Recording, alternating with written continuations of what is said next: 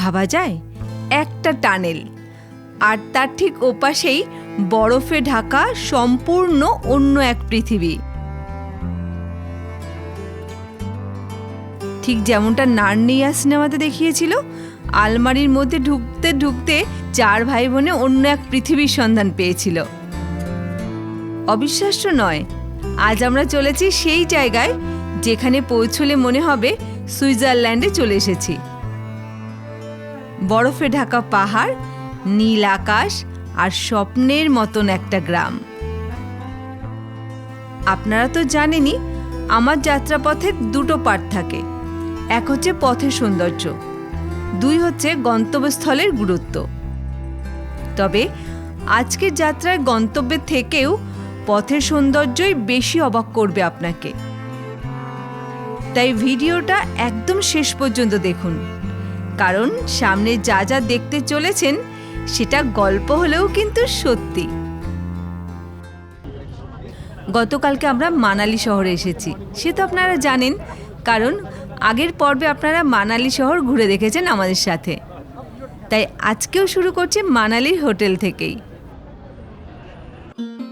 সুপ্রভাত বন্ধুরা, মানালির হোটেলের রুম থেকেই খুব সুন্দর একটা সূর্যোদয় দেখার সুযোগ হলো আমাদের। আপনাদের সকলের গোটা দিনটা খুব ভালো কাটুক, এই আশা নিয়েই শুরু করছি আজকের পর্ব। ঘুম থেকে উঠেই তাড়াতাড়ি রেডি হয়ে চলে এলাম ব্রেকফাস্ট করতে। আজকের ব্রেকফাস্টের মেনু রয়েছে পুরি, 2 রকমের তরকারি আর ভেজ স্যান্ডউইচ। পছন্দ মতো নাও আর ইচ্ছা মতো খাও। তাড়াতাড়ি খাওয়া শেষ করে এবারে আমরা যাত্রা শুরু করলাম আজকের গন্তব্যের উদ্দেশ্যে। বেরিয়ে পড়লাম বরফে ঢাকা শিশু ভিলেজ দেখব বলে। সাথে কিন্তু আরও অনেক কিছু দেখার ইচ্ছা আছে, তাই সাথে থাকুন, দেখি কতটা কি আপনাদেরকে দেখাতে পারি। গাড়িতে ওঠার পর থেকেই পাহাড়ের চূড়াগুলোতে বরফের ঢাল দেখতে পাচ্ছি। গাড়িতে বসে মনে হচ্ছে খুব বেশি দূরে নয়, কিছুটা হেঁটে এগিয়ে গেলেই কিন্তু আমরা পৌঁছে যেতে পারবো পাহাড়ের চূড়ায় বরফের মধ্যে। সামনে বরফ দেখে আর গাড়িতে বসে থাকতে ইচ্ছে করছে না, মনে হচ্ছে ছুটে চলে যাই। দারুণ লাগছে কিন্তু দূর থেকে এই বরফে ঢাকা পাহাড়গুলোকে দেখতে। এই বরফে ঢাকা পাহাড়ে কিন্তু এই পথের দৃশ্য অনেক গুণ সুন্দর করে তুলেছে। আমরা এই পথে প্রথমে গিয়ে নামবো শীতের রানী সোলাং ভ্যালিতে। মানালি থেকে দূরত্ব ওই 13 থেকে 14 কিলোমিটার, সময় লাগবে আধ ঘন্টা থেকে 40 মিনিটের মতন। রাস্তার দুধারে কিন্তু বেশ জনবসতি আছে দেখতে পাচ্ছি, অনেক বড় বড় বাড়িঘর রয়েছে, তবে লোকজন খুব একটা দেখতে পাচ্ছি না। বেশ কিছুটা পথ চলে আসার পর ওই দেখুন রাস্তার পাশেই কত বরফ জমে আছে। ড্রাইভার দাদার কাছে জানলাম এবছরে কিন্তু প্রচুর বরফ পড়েছে এদিকে। রাস্তার সৌন্দর্য সাথে বরফ দেখতে দেখতে 4 কিলোমিটার পথ কিভাবে যে পৌঁছে গেলাম বুঝতেই পারলাম না। চলে এসেছি কিন্তু সোলাং ভ্যালিতে। গাড়ি থেকে নেমে পড়লাম সকলে। এই হলো মানালির প্রাণকেন্দ্র সোলাং ভ্যালি। কিন্তু দেখলাম এই মার্চ মাসে এখানে কিন্তু বরফ নেই, ভ্যালি পুরোটাই বরফ মুক্ত।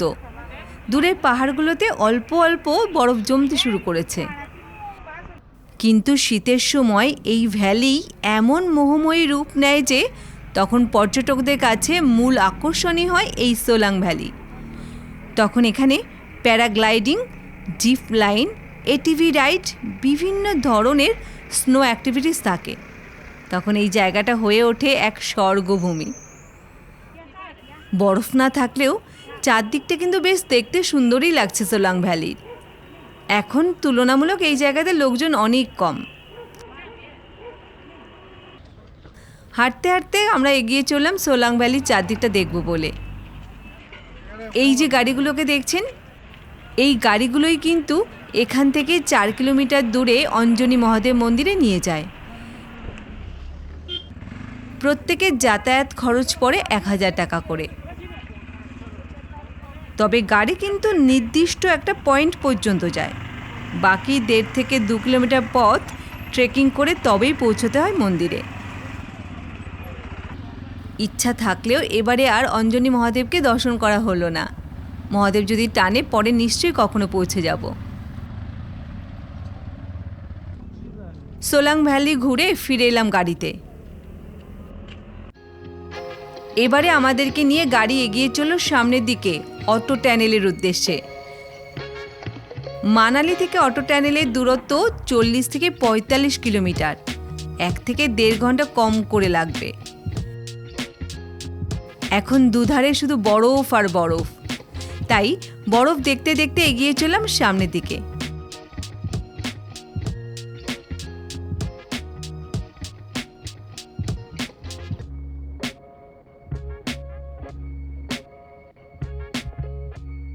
অনেকটা রাস্তায় এগিয়ে আসার পর এই যে আমরা পৌঁছে গেছি অটল টানেলের একদম কাছাকাছি। দেখতে পাচ্ছি এখানেও কিন্তু প্রচুর বরফ পড়েছে। অটো টানেলের কাছে আমার নামার খুব ইচ্ছা ছিল, কিন্তু একদম লোকজন নেই এখন। আর লোকজন ছাড়া না বরফে ঠিক মজা হয় না। তাছাড়া ড্রাইভার দাদা জানালো শিশুতে এর দ্বিগুণ নাকি বরফ পাবো। তাই এখানে দেরি না করে গাড়ি এগিয়ে চলল শিশু ভিলেজের দিকে। এই দেখুন আমরা ঢুকে পড়লাম টানেলের মধ্যে। খুব বড় টানেল এটা, প্রায় 9 কিলোমিটার লম্বা। এই টানেলটি বিশ্বের অন্যতম দীর্ঘ হাইওয়ে টানেলের মধ্যে একটা। শীতের সময় এদিকে প্রচুর বরফ পড়ে, সেই সময় এখানকার রাস্তাঘাট বন্ধ হয়ে যায় যাতায়াতের জন্য। শীতে যাতে বরফের রাস্তা বন্ধ না হয়ে যায় তাই এই টানেল তৈরি করা হয়েছিল।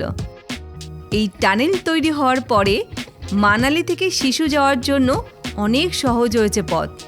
এখন আর কোনো কিছুই কিন্তু এই পথকে আটকাতে পারে না। টানেল শেষ করে এটা হলো লাহোল ভ্যালি। এদিকে এসে দেখলাম বেশ অনেক গাড়ি যাতায়াত করছে, তাই মাঝে মাঝে একটু জ্যামে পড়তে হচ্ছে। বেশ কিছুটা পথ এগিয়ে আসার পর এই যে নদীটা দেখতে পাচ্ছেন, এর নাম চিনাব নদী, যদিও স্থানীয়রা চন্দ্রা নদী বলেই জানে। চারদিকে বরফের মধ্যে একফালি জলাশয়, বেশ সুন্দর লাগছে। বরফের টানে অনেক ট্যুরিস্ট এখানে কিন্তু পৌঁছে গেছে দেখতে পাচ্ছি।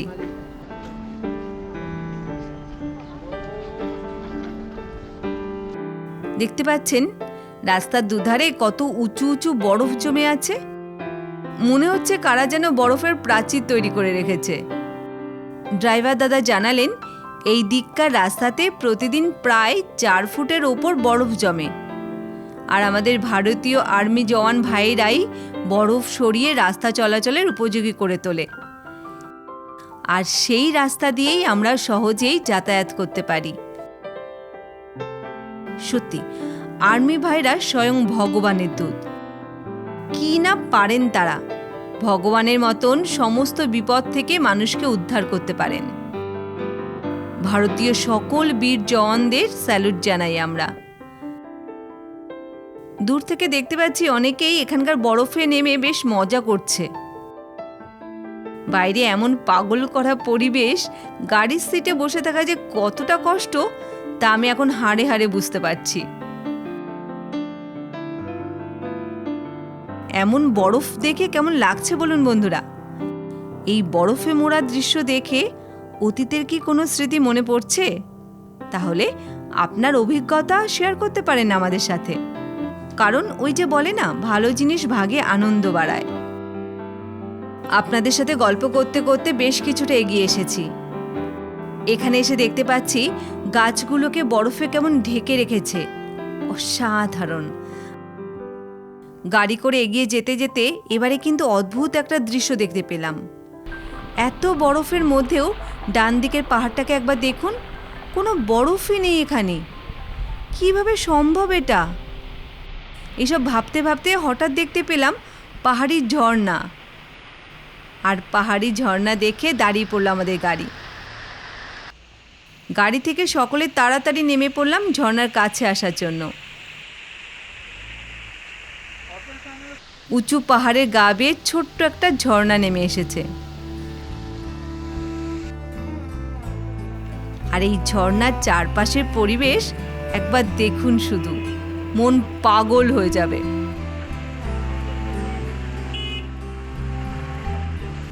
কিছুক্ষণ দাঁড়িয়ে এখানকার প্রাকৃতিক পরিবেশ দেখে আবার গাড়ি করে সামনের দিকে এগিয়ে চললাম।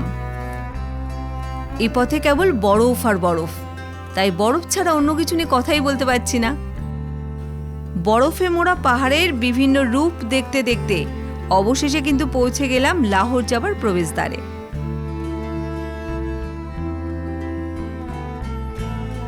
নেমে পড়লাম গাড়ি থেকে। প্রবেশদ্বারের কাছে দাঁড়িয়ে লাহোর ভ্যালির চারদিকের প্রাকৃতিক রূপটা একবার দেখে নিলাম। বরফের মধ্যে কেমন শুষ্ক গাছেরা দাঁড়িয়ে আছে দেখছেন।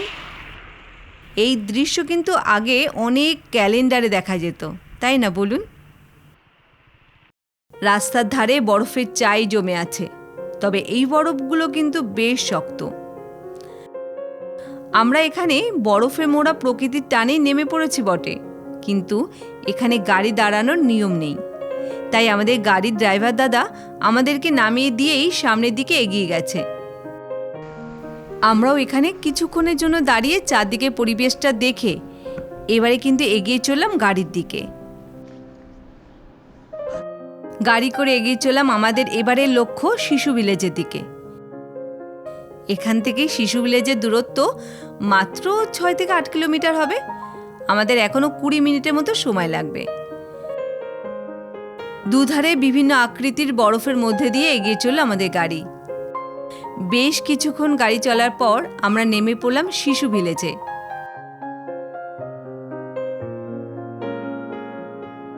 বেশ লোকজন এসে গেছে দেখতে পাচ্ছি। এত সকালেই এত ভিড়, চারদিকে এত বরফ দেখে আমি পাগল হয়ে গেছি। তাড়াতাড়ি করে উঠে পড়লাম বরফের ময়দানে। দূর থেকে বেশ কিছু মানুষকে দেখতে পাচ্ছি বরফের মধ্যে। হাঁটতে হাঁটতে এবার এগিয়ে চললাম তাদের কাছে। তবে যাই বলুন, এখানে কিন্তু প্রচণ্ড ঠান্ডা। আমি ঠান্ডাতে প্রায় জমে যাচ্ছি বলতে পারেন। একটা ধারে দাঁড়িয়ে শিশু ভিলেজের শিশু সুলভ রূপের ভান্ডার দেখতে থাকলাম। অল্প কিছুক্ষণের মধ্যেই এখানকার টেম্পারেচার আমাদের শরীর অ্যাবজর্ব করে নিল। ব্যাস ফিরে চললাম ছোটবেলাতে। ধীরে ধীরে এগিয়ে চললাম সামনের দিকে।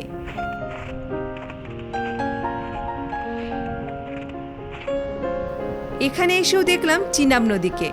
তবে এবারে কিন্তু আমরা চিনাব নদীকে একদম কাছ থেকে বয়ে যেতে দেখতে পাচ্ছি।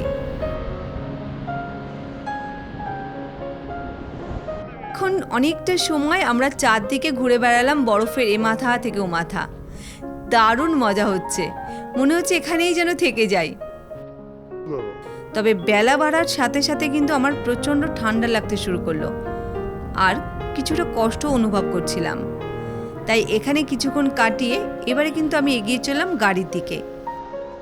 পার্কিং জোনে এসে দেখলাম এখানে এখন অনেক গাড়ি এসে দাঁড়িয়েছে। তার মানে অনেক মানুষ পৌঁছে গেছে শিশু ভিলেজে। তবে এত বড় জোন তো, তাই চারদিকে ছড়িয়ে ছিটিয়ে আছে, বোঝাই যাচ্ছে না। আমি গাড়িতে বসে বসেই আমার অন্য সঙ্গীদের ফেরার অপেক্ষা করতে থাকলাম, আর সাথে এখানকার এই সুন্দর সুন্দর ল্যান্ডস্কেপগুলো দেখতে থাকলাম। সবাই ফিরে আসার পর গাড়ি ছেড়ে দিল। এবারে শিশু ভিলেজকে বিদায় জানিয়ে ফেরার পথ ধরলাম। তবে দারুণ এক অভিজ্ঞতা নিয়ে ফিরছি। সারা জীবনের স্মৃতি হয়ে থাকবে আজকের দিনটা। ফেরার পথে দেখলাম অনেক যাত্রী এসেছে এখানে। ওই যে নিচে দেখুন কত মানুষ বরফে নেমে পড়েছে। দারুণ মজা করছে সকলে। বরফ নামটাতেই না একটা নস্টালজিক ব্যাপার আছে, তাই ছোট বড় সকলেই বরফের জায়গাতে এলেই পাগল হয়ে যায়, ভুলে যেতে চায় বয়সের সাথে সাথে অনেক কিছু। দেখতে দেখতে আমরা ঢুকে পড়লাম নর্থ পোর্টালের অটল টানেলের কাছে।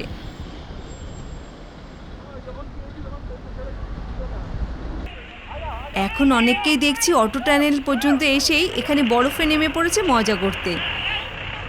শিশু ভিলেজ পর্যন্ত যাবার মতো আর দেরি সহ্য হয়নি। বরফ জিনিসটাই তো এমন। আমি কিন্তু পাহাড়ে আসতে খুব ভালোবাসি, তাই পাহাড় কিন্তু আমার কাছে সবসময় সুন্দরী। সে বরফে মোড়া হোক, সবুজে ঘেরা হোক, কিংবা পাতা ঝরা কঙ্কালসার গাছেদের নিয়ে হোক, এক এক সময় পাহাড়ের কিন্তু এক এক রূপ, আর প্রত্যেকটা রূপের মধ্যে না একটা মাদকতা আছে। ফেরার পথে বেশ কিছু গাড়ি কিন্তু আসতে দেখলাম। অনেক মানুষই আসছে বরফে মজা করার জন্য।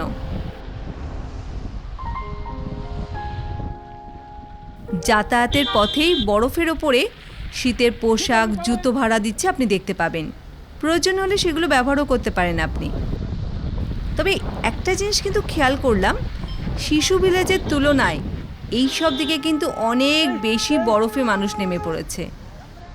সাধারণত বরফ তো আমরা অনেকেই দেখে থাকি, কিন্তু শীতের জায়গায় এসে বরফে নামা, ঘুরে বেড়ানো, বরফ নিয়ে খেলা করা, এ যেন অন্য এক অনুভূতি। গাড়িতে করে এখন আমরা সোলাং ভ্যালি অঞ্চল পেরিয়ে যাচ্ছি। দেখতে দেখতে আমরা এবারে কিন্তু ঢুকে পড়লাম ম্যাল চত্বরে মার্কেটের মধ্যে। 2টো বেজে গেছে, তাই খাবারের খোঁজে এবার সামনের দিকে এগিয়ে চললাম। আশেপাশের দোকানগুলো থেকে খবর নিয়ে জানলাম হোটেল শান্তিনিকেতনে নাকি বাঙালি খাবার পাওয়া যায়, তাই সোজা সেদিকে হেঁটে চলেছি।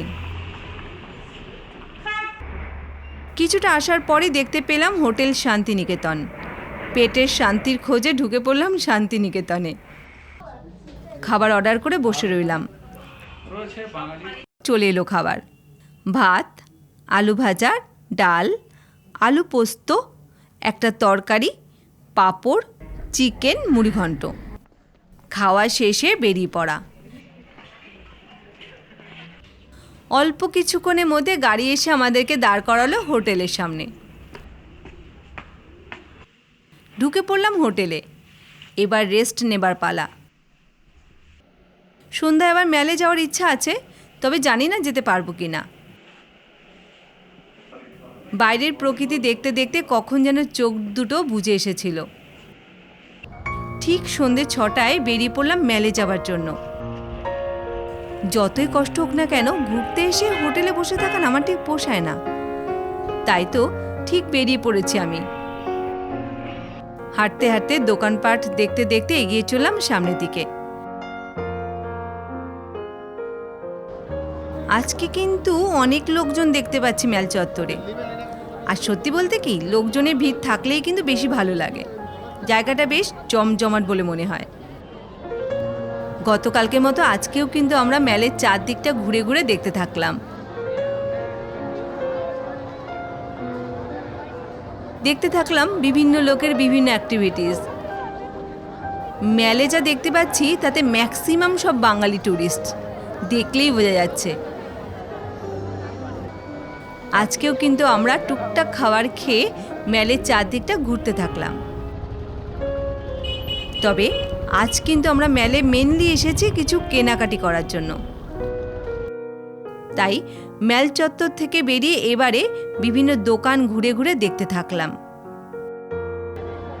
তবে খেয়াল করলাম সন্ধে যত বাড়ছে লোকজন আসাটাও কিন্তু বেড়ে যাচ্ছে, আর তার সাথে সাথে দোকানগুলোতে ভিড়ও বাড়ছে। যাই হোক, আজকে কিন্তু আর বেশিক্ষণ আপনাদেরকে আটকে রাখবো না। মেয়েদের কেনাকাটি তো বুঝতেই পারছেন, অনেকটা সময় লাগবে। এটা দেখব, ওটা দেখব, তারপর কিনবো। কেনাকাটি শেষে ফিরে যাব হোটেলে। তাই আজকের মতো আপনাদেরকে এখানেই বিদায় জানালাম। না না, মানালিতে এখানেই কিন্তু আপনার হাত আমরা ছেড়ে দিচ্ছি না। তার কারণ হচ্ছে আগামীকালকে আমরা আপনাদেরকে সাথে নিয়ে মানালির আরও অনেক কিছু দেখার বাকি আছে, সেই সব সাইট সিনগুলো কমপ্লিট করব। তবে ভালো থাকুন, সুস্থ থাকুন, অবশ্যই আমাদের সাথে থাকুন। ধন্যবাদ।